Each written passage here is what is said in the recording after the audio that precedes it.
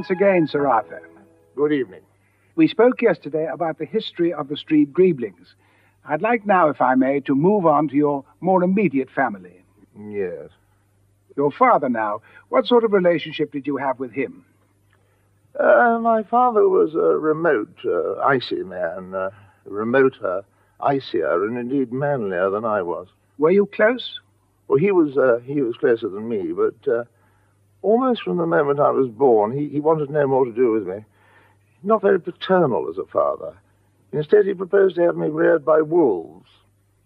Fortunately for me, there were very few decent-sized wolves in the Aylesbury area at the time. In fact, the only thing that even remotely resembled a wolf was my Aunt Mary's Pekingese, and my father, in his wisdom, drew the line at me being suckled by a Pekingese. Really? Why? I don't think it was a racial thing. He had great respect for the Pekingese. They were the Chinese hunting dogs, you know. Were they? Oh, yes. They were bred to track down the hippopotami that infested the Footsoi Valley and drag them out of their warrens. Hence the huge boggling eyes which they developed. Yes. Now, a lot of people think the Pekingese developed their huge boggling eyes in order for them to be able to see in the dark down the hippopotamus warrens. But not so. No, not so at all. The reason why the Pekingese developed such huge boggling eyes is purely one of surprise that anyone should ask them to perform such a function.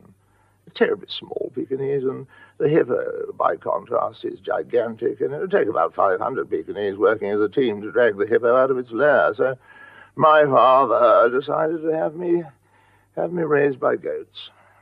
So as a child, you ran free with the goats? No, I wasn't free. Not free at all. Far from it. I was shackled to a post. My father's way of getting me to stand on my own 2 feet. 2 feet, Sir Arthur, and your second gift, 2 turtle doves.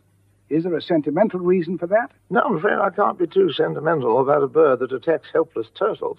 No, I eat them without compunction. I must say they're delicious. Lovely, lovely turtley flavor.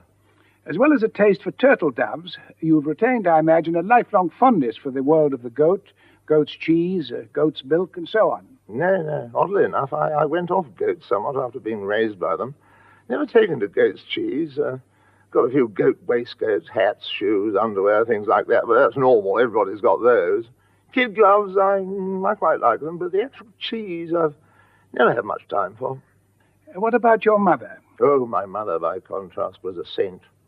Whenever I think of my dear mother, I have an abiding image of a small, kindly, plump, grey-haired lady pottering at the sink. Get away from the bloody sink, my mother would yell at her, and get out of my kitchen, you awful, plump, little, kindly woman. We never found out who she was. Drove us all, and I mean absolutely all of us, stark, raving mad. Are you hinting there, Sir Arthur, at your father's breakdown?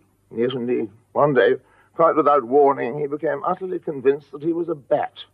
Made a pathetic sight, standing there in the middle of the village green, asking the locals to throw cricket balls at him. And did they?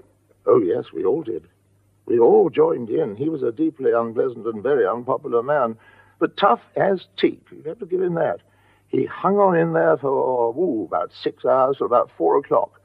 During the tea interval, they brought on the heavy roller, and that did the trick. I think he'd had a pretty good innings. Given the opportunity, Sir Arthur, is there any one thing that you wish you could say to your father now? On reflection, I think very much what I ought to have said to him at the time. What was that? Well, something along the lines of, watch out, Papa, there's a heavy roller behind you. Thank you, Sir Arthur. Excuse me. Private.